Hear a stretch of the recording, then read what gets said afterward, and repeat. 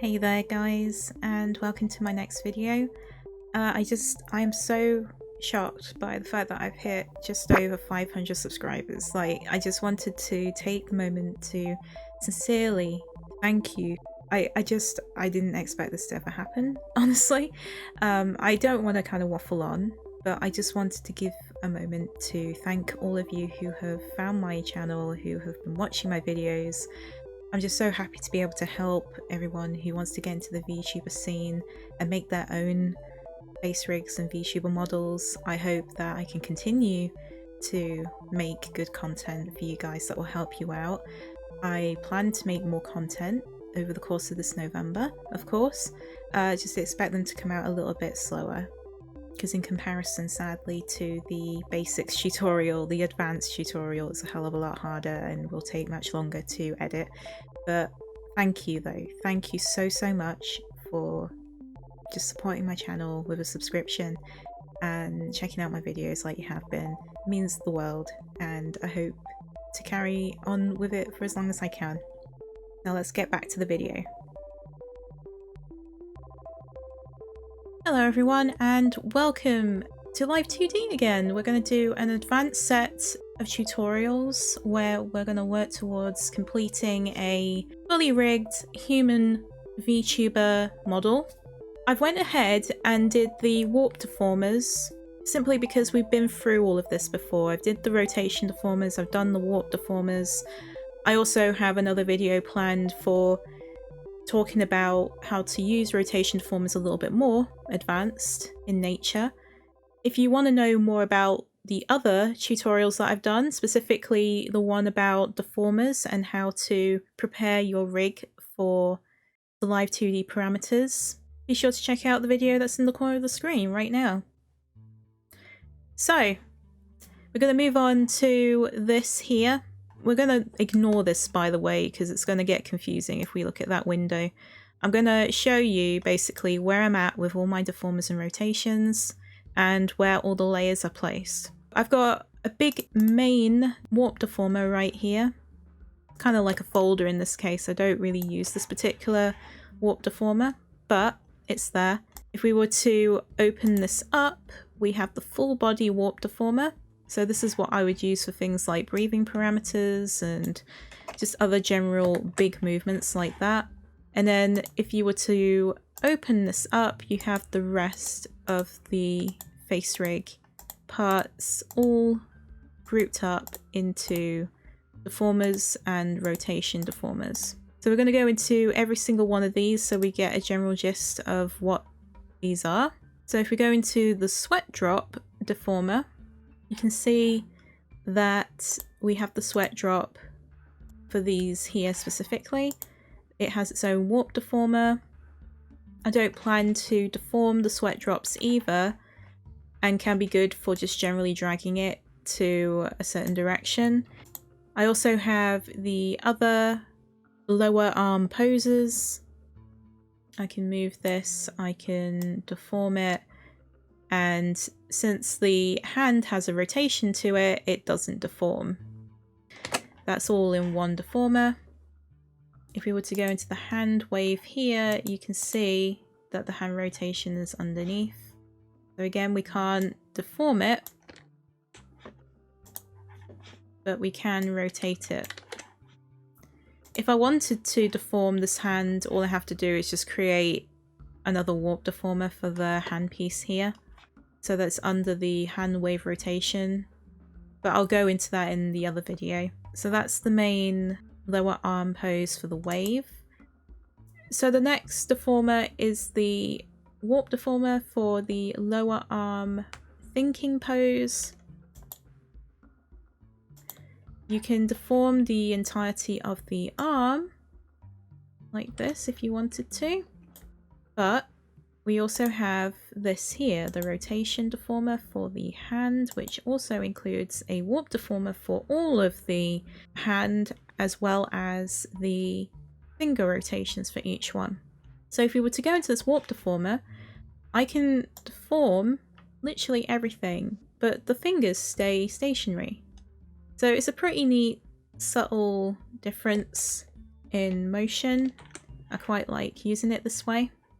We can also rotate each individual digit. So if I was to just drop down all of these, you can see this is for every single finger part. So the idea is that you'll be able to rotate the thumb and the finger. You don't have to do it. This elaborate, by the way, this is just my choice, because I wanted to explore making more elaborate hands. This doesn't even have an entirety of a finger, but I plan to make it a subtle movement. But yeah, every single finger can rotate, and that is the warp deformer. So this is the lower arm talking pose. So how I see it is that if I'm talking, I can use this arm expression if I want to. If we were to drop that down, it's a similar layout. So if we use the deformer, we can see that we can deform the arm, we can move the hand, and we can also rotate the hand. There's also another rotation within the rotation deformer, which is the fingers here. So if we click on that, we can see that I can actually rotate the fingers a little bit collectively like that. And then finally we have the standard arm poses. So we got my character's lower arms just down by her sides. We can deform the arm like the other ones, like this.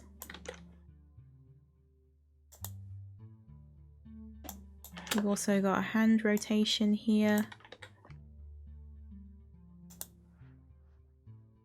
And using the warp deformer for the hand here, we can do a similar thing that I shown in the other arm pose and create a really cool little motion there. Every digit here also has a rotation. And it's pretty much the same on the left side here too. Moving on to the Dreamcatcher, there's quite a few parts in this one.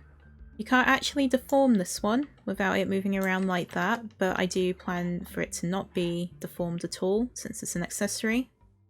So if we were to go into the warp deformer for Dreamcatcher and into the rotation deformer for Dreamcatcher, everything is literally within it. So we got the left feather rotation, so that can swing. We can also deform the feathers if we wanted to. Same for this side too, we got a rotation for the feather, and we can also deform the feather here too.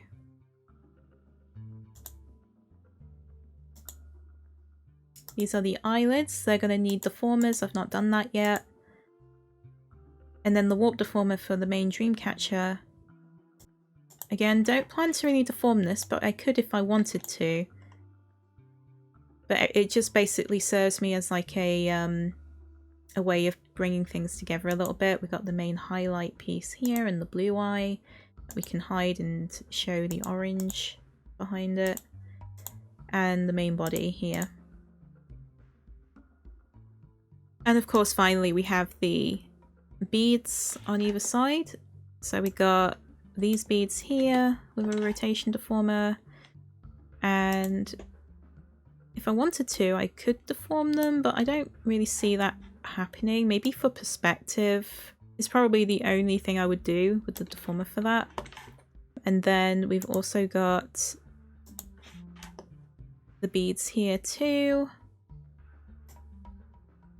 Can move as well, and then we got the other beads here that can rotate, and we can also deform that as well. Just to touch on the rotations, if you want to deform whatever pieces that are within the rotation deformer, make sure to make a warp deformer within it, highlighting all of the parts that you obviously want to be made into a warp deformer. Otherwise it won't work. So we're going to move on to the head rotation. By clicking on the head rotation deformer, as is, you can rotate the entirety of the head, like that. if we were to go into this, you can see that there's a hell of a lot of deformers here. First off, we have the hair front, which is just the main front fringe. You can see it here too. I've made them individual deformers. This particular hair front here also includes expressions as well. So if I was to just unhide it, you can see we got an angry one. And that's within the warp deformer for the hair front, because that's where I want it to be, basically. I want it to be on top of this fringe and also change with the perspective of the hair. I've also got a separate one here too. The warp deformer for sweat is also here, so if I was to unhide that one right here, that's also under the warp deformer for the left side of the fringe. So if I was to edit the fringe here, the sweat drop also moves too. Part of me wonders what it would be like though to turn this into a rotation deformer to see how it would move, because I kind of still like the idea of it being stationary. So if I was to create a rotation and just try it out,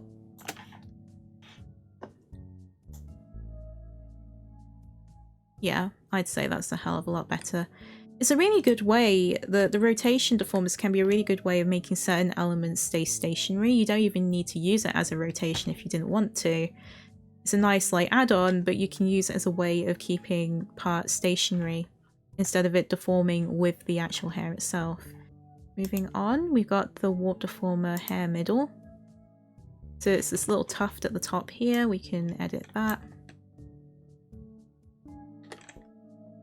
Then we got the hair side front. If I was to move it, you can see which ones we're talking about. These ones here at the front.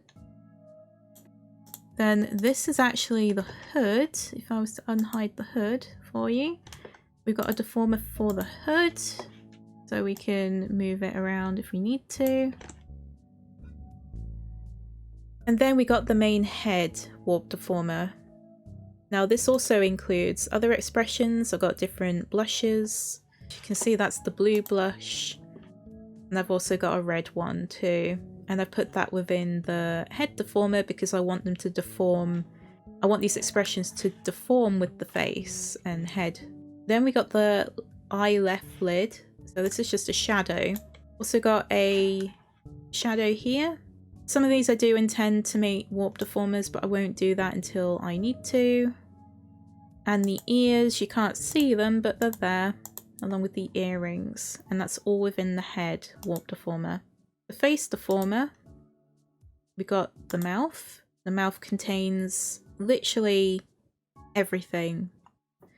So if you have the inner mouth, the teeth, the top lip, the bottom lip, everything goes into that warp deformer.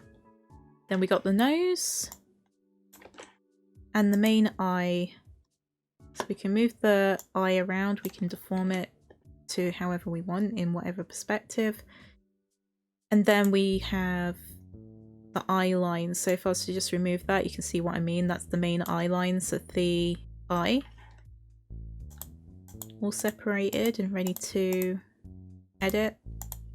Got the eyebrow. This contains all of the different eyebrow positions. We've got the warp deformer for the iris. This contains the highlight, the pupil, and the iris. And this is because you want to be able to move the eye with the warp deformer to look side to side, up and down. And this is finally the eyeshadow. Can't see it, but the eyeshadow is right there, the grey bit. And the eye white, which is very crucial to be able to mask out the pupil when it reaches certain movements that might overlap.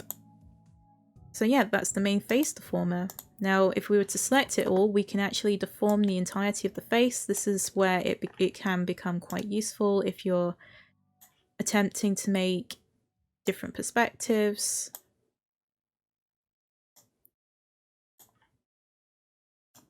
For your character, like that.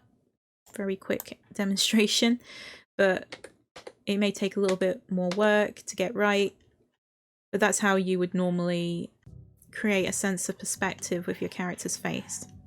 So we got the hair behind sides. So these are some more bangs behind the character's face. You can see there. And this is the back of the head. This includes literally everything that's at the back of the head. So in my case, I've got additional parts for the hoodie. I've got like a back of the hood. There's also the hair, so I plan to remove the hair when the hood is up. This is also part of the hood too. When you combine it with the main front of the hood, it works quite well. So yeah, literally everything that's behind the head specifically, I have put into this warp deformer. And that is pretty much it as well. That, just to remind you guys, like that was all of these deformers were within the head rotation deformer. And that's just so that I can allow myself to rotate everything connected to this head. I may have to change this though, because yeah, I didn't think about that one. That's within the head back, so I'm just going to remove those right now so I don't forget. So that's a big one. That's a huge drop down with all the elements of the head together. So we're going to move on to the hood down. There's nothing much going on in this one besides these little shoulder hood bits. We've also got the main necklace that's keeping the dream catcher attached. Also includes some wooden beads as well. But there's like literally 2 lines that connect together to make a necklace. And we've got the neck rotation, which is debatable, I think, whether or not it's worth me making a rotation for this, but it's there. Then we've got the main chest area. So we can deform that area of the model. Upper arm. So this is the upper arm right. Again, nothing too elaborate with this one, just the upper arm. Ah yeah, so you can't see it, but I added like additional little spots where you'd see a bit of skin on the shoulder behind the hood. Bit hard to see, but it's there. And then the main torso. This is a big part of the entirety of the Vtuber model. So we can actually universally deform the torso. Like, you can notice it more here.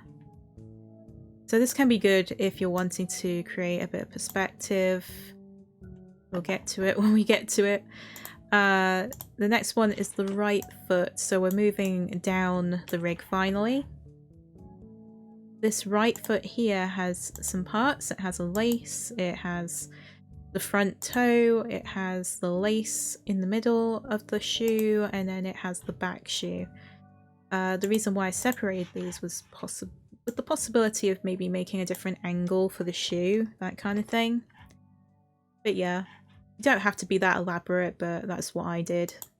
And you can also deform the shoe if you want to as well. And the same as it's the same on the left as well. Same setup. Then we got the right leg. So this is the warp deformer for the right leg. I might turn these into deformers as well. But for now we can actually edit the entirety of the leg like this.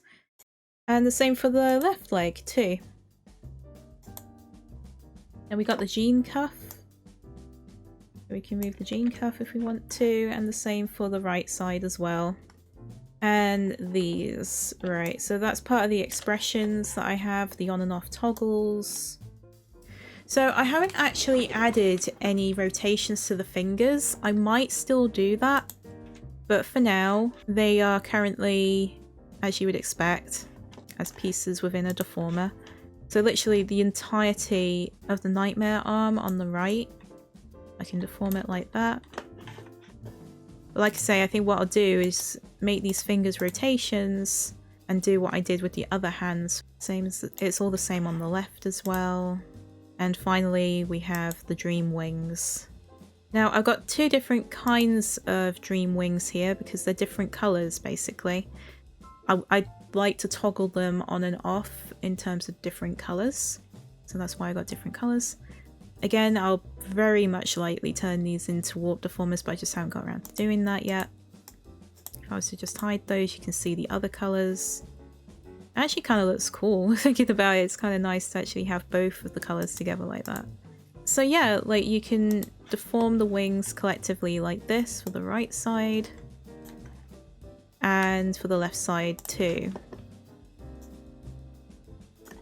And that is that. I am so sorry if that took so long to go through all of this, but that's how long these things can take. Like, this took me a really long time to do at the time, and it was one of the reasons why I didn't want to go through it again. Like, I just wanted to go through the list with you guys, maybe explain a few things along the way too without tripping up and saying other things. I have technically done a few edits here and there while I've been doing this tutorial, but hopefully it's been helpful in just understanding my work approach as far as bundling it all into warp deformers, and hopefully it will make more sense once we start advancing into the actual development of the parameters and further creating the face rig for use as a Vtuber model. In the next video, we'll be moving on to actually rigging up this character. I'll start off with the facial expressions first, and then we're going to work our way down into the more difficult territory, which is actually creating perspective and movement for the Vtuber model and all that jazz. So I hope to see you all then, guys. Again, thank you all so much for the wonderful support you've given me on YouTube so far. The subscribing, I can't believe, like, thank you so much for subscribing to the channel and liking the video too. It means so much that my videos have been helping you. And yeah, I hope that these future videos do actually help you out in making something far more complex. I might trip up here and there myself, because a lot of what I do is very trial and error at this point, and I may not have all the solutions, sadly, because as much as I can make a face rig eventually, trying to understand exactly what I'm doing to be able to describe it to you guys might be a bit of a tough thing to do for myself. But I'll do my best to make it as clear and concise as possible. And yeah, I hope that the future videos help out in just learning the other features of being able to rig up, as opposed to the other videos that I've done, which was very simplified. So with that, guys, I hope to see you all in the next video. If you liked the video, please thumbs up and subscribe to the channel if you want to see more content in the future. In the meantime, I hope to see you all later. Bye, guys!